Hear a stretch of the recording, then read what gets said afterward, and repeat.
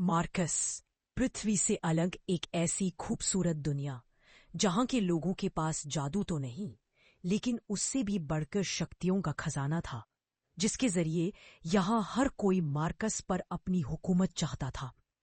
यहाँ जो सबसे शक्तिशाली होता था वो कानून बनाता था और कमजोरों को उस कानून को मानना पड़ता था। मार्कस के सबसे जाने माने साम्राज्यों में से एक था ओहान साम्राज्य, और ओहान साम्राज्य का एक बड़ा खास शहर था मेसिडोरिया शहर। मेसिडोरिया शहर के एक खुले से मैदान में आज सैकड़ों लोगों की भीड़ जमा थी।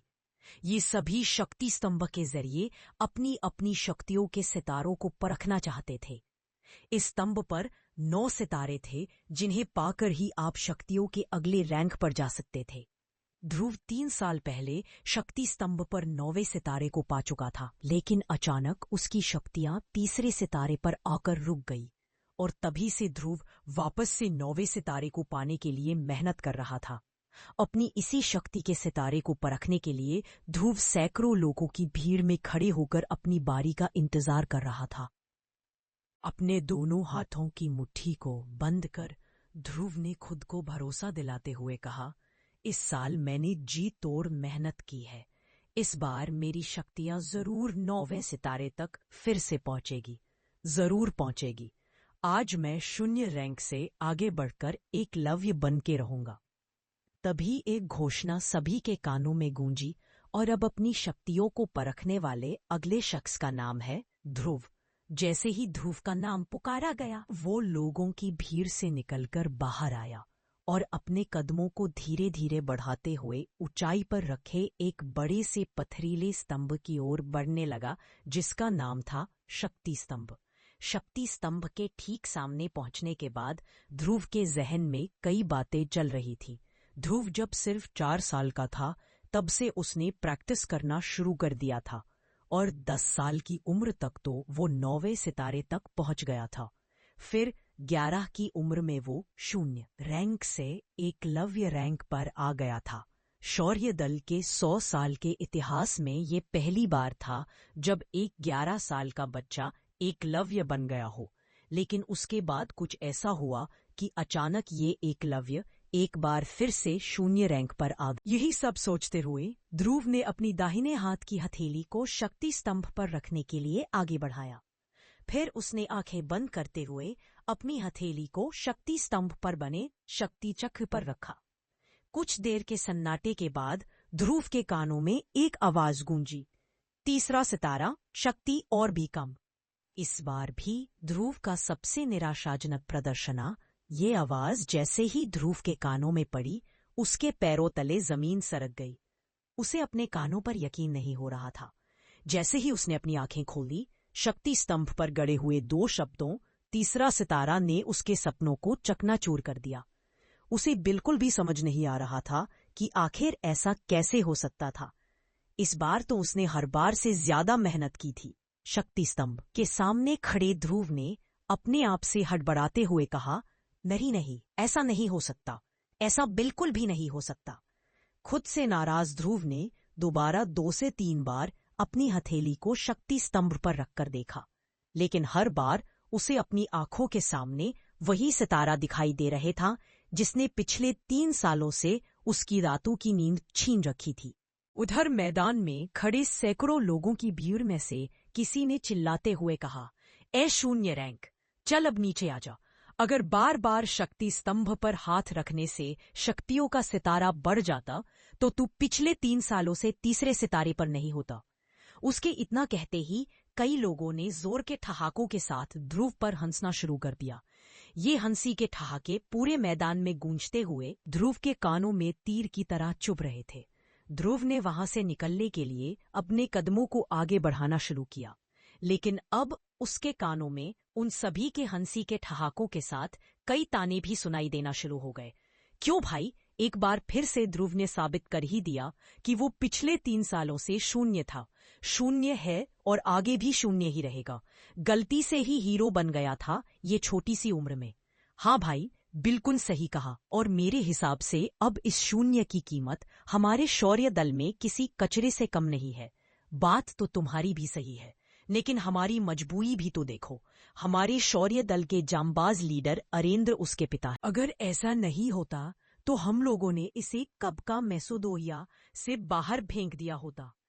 लोगों के मुंह से निकलते ताने ध्रुव के दिल में बेचैनी और घबराहट पैदा कर रहे थे। ये घबराहट अब उसके चेहरे पर भी साफ साफ नजर आ रही थी, जिसे वहीं पर मौजूद बारंबार काना। उसकी सबसे अच्छी दोस्त ईरा भी भांप चुकी थी। ईरा भीड़ में से निकलते हुए बाहर आई और उसने ध्रुव के कंधे पर अपना हाथ रखा। अगले ही पल उन दोनों की नजरें आपस में मिली, जिससे ध्रुव की बेचैनी थोड़ी कम हुई। कुछ ही देर में वो दोनों साथ साथ कदम बढ़ाते हुए मैदान से बाहर निकल के जाने लगे। ध्रुव अपने घर शौर्य महल की तरफ बढ़ रहा था। तभी ईरा ने उदास दिख रहे ध्रुव का हौसला बढ़ाते हुए कहा, ध्रुव, तुम्हें उन लोगों की बातों से परेशान नहीं होना चाहिए। मुझे तुम पर पूरा भरोसा है। एक ना एक दिन तुम एकलव्य जरूर बनोगे। ईरा अपने सबसे अच्छे दोस्त को दिलासा देने की कोशिश कर रही थी, लेकिन इस वक्त ध्रुव के जहन में सिर्फ एक ही बात चल रही थी कि आखिर इतनी मेहनत करने के बाद भी उसकी शक्तियां क्यों नहीं बढ़ रही। एक तरफ जहां ध्रुव की परेशानियां बढ़ती जा रही थी, तो दूसरी तरफ एक और परेशानी उसके घर की ओर कदम बढ़ा रही थी। लेकिन ध्रुव उस परेशानी से पूरी तरह बेखबर था। ध्रुव और ईरा आखिरकार शौर्य महल पहुंच गए। शौर्य महल में ध्रुव के पिता अरेंद्र, जो कि शौर्य दल के लीडर भी थे, अपने दल के कुछ बुजुर्गों के साथ बैठकर किसी खास मुद्दे पर बातचीत कर रहे थे। लेकिन जैसे ही अरेंद्र की नजर अपने बेटे ध्रुव पर गई, उसके उदास चेहरे को देखकर उन्हें सब कुछ समझ आ गया। वो अपनी बातचीत को वहीं पर रोककर ध्रुव के पास गए। अरेंद्र ने अपने बेटे ध्रुव को सीने से लगाते हुए कहा, कोई बात नहीं ध्रुव, तुम मेरे बेटे हो, शौर्य दल के लीडर अरेंद्र के बेटे। अगली बार तुम्हें जरूर कामयाबी मिलेगी। हिम्मत मत हारना। इस वक्त शौर्य महल के दरबार में बैठे सभी लोगों की नजर ध्रुव पर ही थी। इस वक्त शौर्य महल के दरबारान बैठे सभी लोगों की नजर ध्रुव पर ही थी। तभी अचानक एक लड़की नीले रंग के गाउन में अपने लंबे लंबे कदमों के साथ शौर्य महल के इस दरबार में दाखिल हुई। इस लड़की का नाम लारा जयान था। लारा के दादाजी ओहान साम्राज्य के शेरदिल सेनापति रह चुके थे और लारा अंबर दल की होने वाली लीडर थी। अंबर दल ओहान साम्राज्य के सबसे ताकतवर दलों में से एक था। ये इतिहास में पहली बार था कि कोई इतनी कम उम्र में अंबर दल का लीडर बनने वाला था। लारा को अपने सामने देखकर सभी लोगों के साथ अरेंद्र भी हैरानी में पड़ गए, क्योंकि सभी जानते थे कि ये कोई आम लड़की नहीं, बल्कि अंबर दल की होने वाली लीडर थी। लारा का अचानक इस तरह से महल में आना किसी को भी समझ नहीं आ रहा था। फिर भी उसे अपनी ओर आते देखकर शौर्य दल की प्रमुख अरेंद्र ने कहा, तुम्हारा स्वागत है लारा। ना कोई खत, ना कोई खबर, इस तरह से यूं अचानक। सब ठीक तो है? अरेंद्र के इस सवाल पर लारा ने अपने दाहिने हाथ से चुटकी बजाते हुए अपने बॉडीगार्ड्स की ओर इशारा किया। इशारा पाते ही वो सभी एक कदम आगे आए। वो बॉडीगार्ड्स एक बड़े से हरे रंग के बॉक्स को पकड़े हुए थे।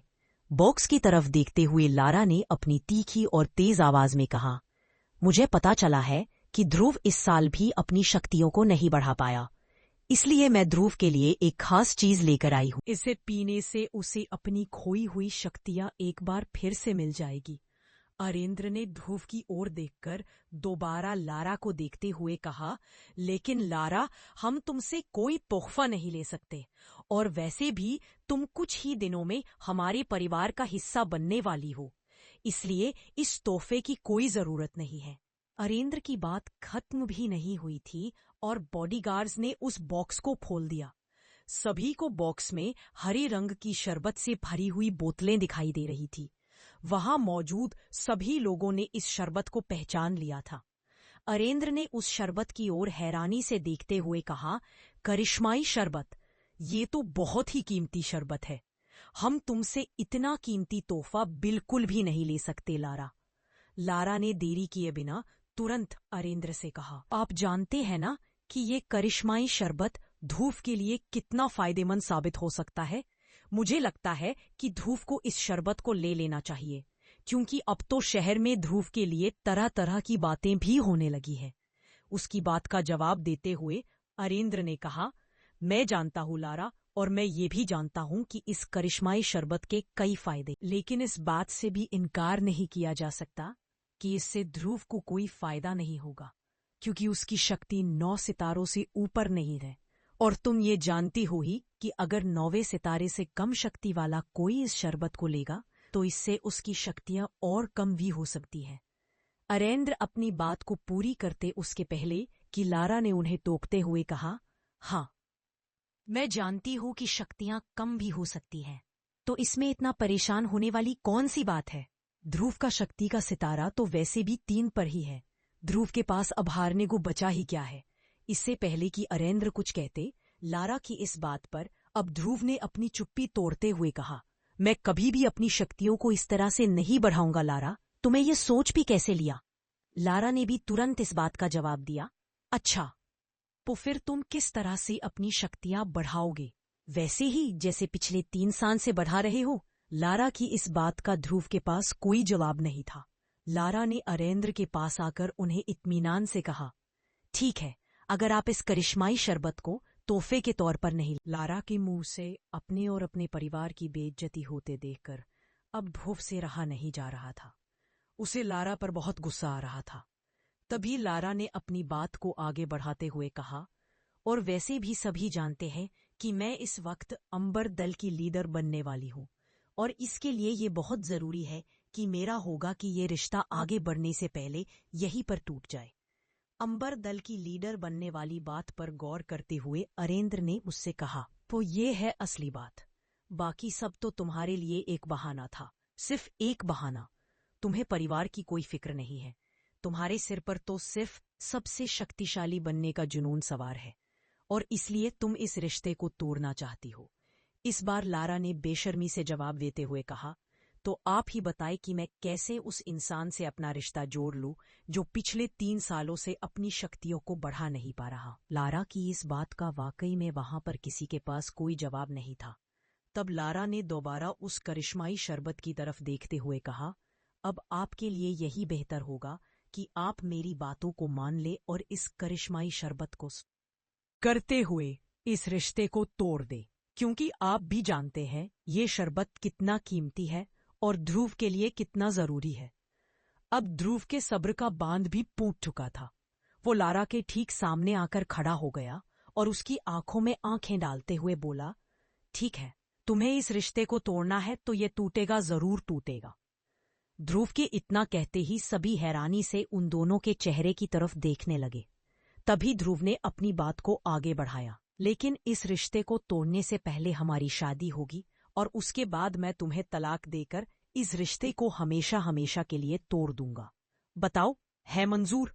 ध्रुव की इस बात पर लारा ने तपाक से गुस्से में झल्लाते हुए कहा, ये क्या बकवास कर रहे तो तुम्हें मालूम भी है इससे मेरे परिवार की कितनी बदनामी होगी? तब ध्रुव ने बड़ी ही इत्मीनान से जवाब देते हुए कहा, तो जो तुम कर रही हो उससे हमारे परिवार की बदनामी नहीं होगी। जब बदनामी होनी ही है तो क्यों ना दोनों की हो। इस जवाब पर लारा ने तेवर दिखते हुए कहा, मुझे यकीन नहीं आ रहा है कि मैं उसी ध्रुव से बात कर रही हूँ जिसे मैं कुछ सालों पहले मिली। ध्रुव ने बिना वक्त गवाए अपने उसी अंदाज को बरकरार रखते हुए कहा, मुझे भी यकीन नहीं हो रहा है कि कैसे तुम इस करिश्माई शरबत की आड़ में इस रिश्ते को खत्म करने के लिए बिना कुछ सोचे समझे यहाँ चली आई। इतनी बातें करते हुए ध्रुव और लारा दोनों के चेहरे एक दूसरे के बहुत ही नजदीक आ गए थे। उन दोनों की आंखें एक दूसरे को घूरे जा रही थी। माहौल गर्मता हुआ देखकर लारा के बॉडीगार्ड्स अपनी आगे बढ़े, लेकिन अगले ही पल लारा का एक इशारा मिलते ही उन सभी ने अपने आप को रोक लिया।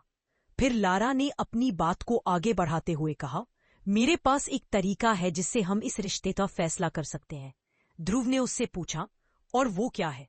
लारा ने कहा, 3 साल बाद हम दोनों के बीच एक मुकाबला होगा। अगर उस मुकाबले में मैं जीत गई तो तुम्हें इस रिश्ते का तोड़ना होगा, और अगर तुम जीत जाते हो तो वही होगा जो तुम चाहोगे।